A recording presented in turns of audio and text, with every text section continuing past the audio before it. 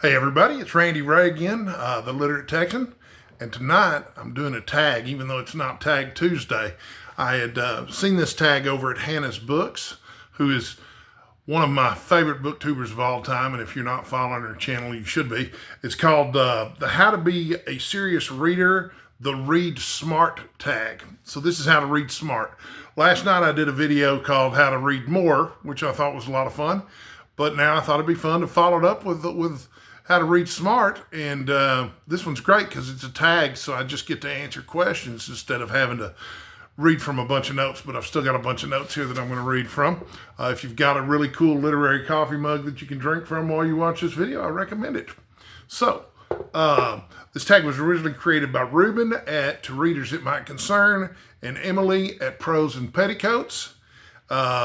And I was tagged by Hannah's Books, even though she says in her video that she didn't tag anybody. I felt that kind of telepathically she had somehow tagged me. And when I mentioned that in the comments, she said, consider yourself tagged. So I really was tagged.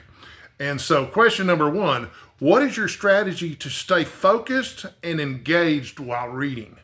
Okay, so the best strategy that I've found to stay focused and engaged while reading is to be well rested. If you fall behind on your rest and you're not getting enough sleep, everything is harder. And sometimes there are time periods in your life that you're going to go through where you're just not going to be able to get enough sleep. I am the father of twin daughters. When they were infants, of course, getting enough sleep was problematic, and it was problematic to do any smart, focused, engaged reading at the time. But to everything, there's a season, right? You know, that wasn't my time to be reading. Other than I did read a lot of books about childcare and how to be a more effective father.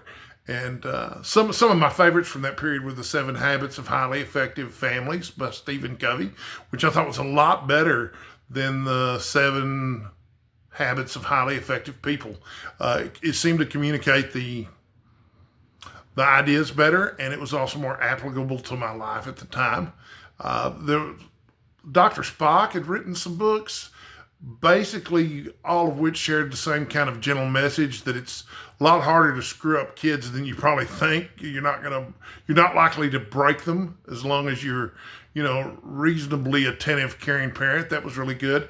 When my children got a little older, I read a book called Screen-Free Parenting, which I thought was really good. There was also a book titled How to Talk So Your Kids Will Listen and Listen So Your Kids Will Talk. And I thought that was also excellent. I was committed to not delivering the same kind of, I loved my parents, don't get me wrong, but there were certain aspects of my rearing that I did not want to repeat with my children.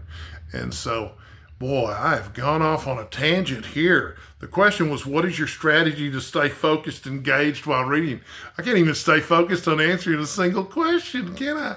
So, my main focus in terms of staying focused and engaged on my reading is obviously to keep my reading environment one in which I can stay focused, fairly quiet. If I do listen to music while I'm reading, which is not very often, I tend to listen to the instrumental jazz. Occasionally I'll listen to some instrumental reggae, but I rarely listen to any kind of instrumental music where I might recognize some of the lyrics, because that's just going to start working another side of my brain that doesn't need to be working while I'm reading. Reading to me is a form of meditation. It's a form of focusing on a single thing. It's also one of those things that you just get better with practice. The more you read and the longer you read, the better you are able to focus on what you're reading. Number two, how does your environment influence your focus, and what can you do about it? Okay, so, there's a number of things. First of all, if I'm reading a paper book, I need to be reading it in a well-lit room. If the lights are dim, I can't read. Also, as I've gotten older, I'm rueful of admitting this, but as I've gotten older, I need a bigger font. And I don't wear, what do they call them, reading glasses, the ones that magnify. I do wear bifocals now. Thanks to Benjamin Franklin, we have bifocals. And I do wear those. That's part of my reading environment. A cup of coffee, never hurt anything as long as it's before a decent hour. And like a lot of readers I know, I do get started on my reading fairly early in the day. I don't just read for an hour at night before I go to bed. Although there's nothing wrong with that if that's how you read. I mean, that's a cool way to read too. but I wouldn't suggest drinking a cup of coffee at bedtime either. It's going to be hard to stay focused and engaged on anything. We already talked about listening to music while you read. When I was a boy and a teenager, I did listen to a lot of pop music while I read, and I felt like I could engage with two things at once. But, as any good magician will tell you, to divide attention is to lose it, right? So, all those magic tricks that you've seen all these illusionists doing all these years, they pull those off because they divide your attention so that you're paying attention to one thing when you should be paying attention to something else. Forgive me, but I'm parched.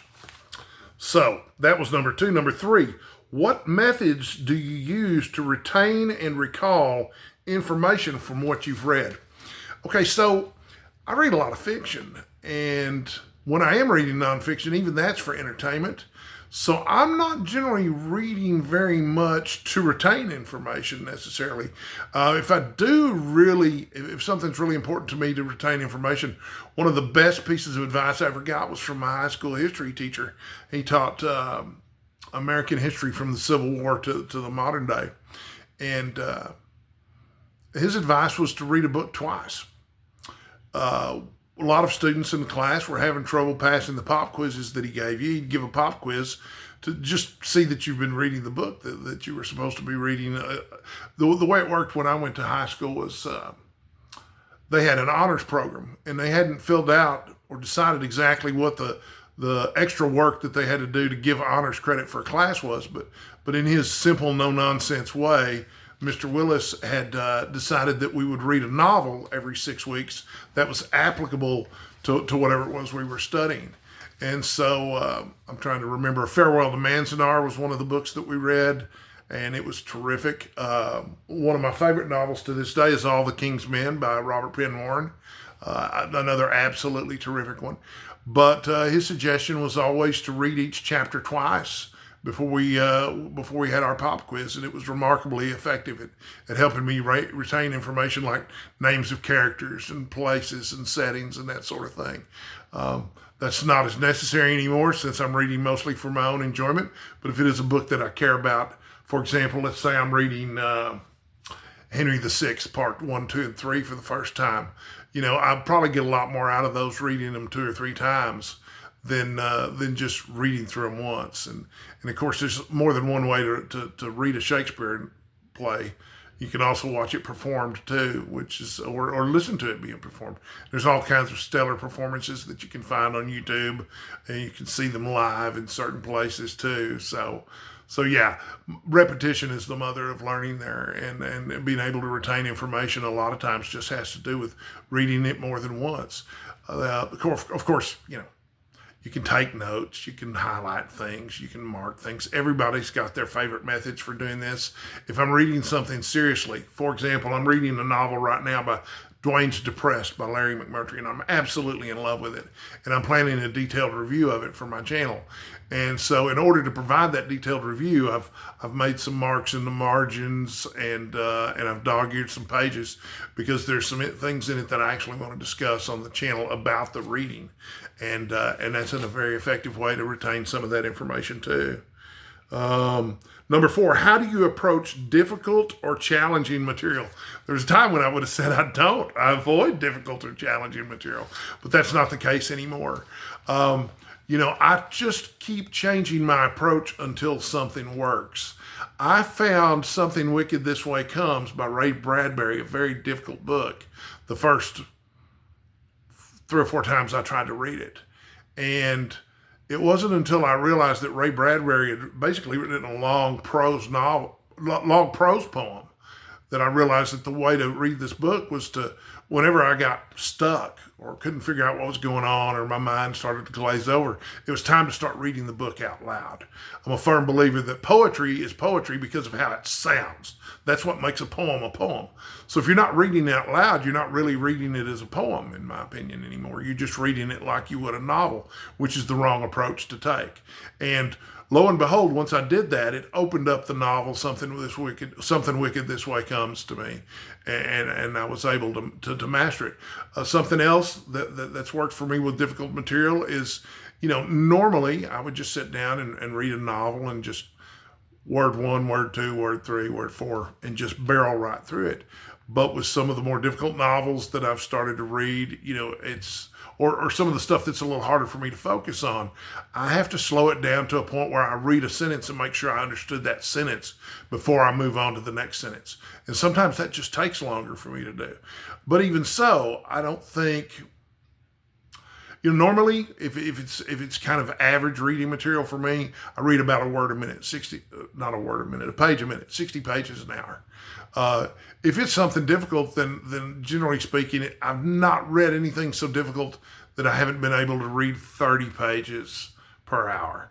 And then if it's something really easy, like the latest, Emma Henry novel, which I love Emily Henry. My daughters and I really enjoy reading her rom-coms. I can generally read those at 90 to 100 words, or 90 to 100 pages per hour. It just depends on what you're reading. But yeah, in terms of that, challenging material or difficult material, I have to go back and slow down and read a sentence sometimes multiple times before I understand what that sentence means, and then move on to the next sentence, because that's basically the building blocks of all of this, right? If you don't understand all the words in the sentence, you might not understand the sentence very well. And if you don't understand all the sentences in the paragraph, then you probably don't understand the paragraph very well. And you know what that implies for pages and chapters too, I'm sure. You see where I'm going with that, right? So, Number 5, what role do note-taking and annotation play in your reading process? It's rare that I'm taking notes or annotating anything. And when I do, it's only the vaguest of annotations and the vaguest of note-taking, because I don't generally read that much difficult material that I really need to be discussing. Although I'm planning to do more individual book reviews on the channel moving forward of some more challenging stuff. Dwayne's Depressed by Larry McMurtry is a far more interesting novel than the title would have you believe.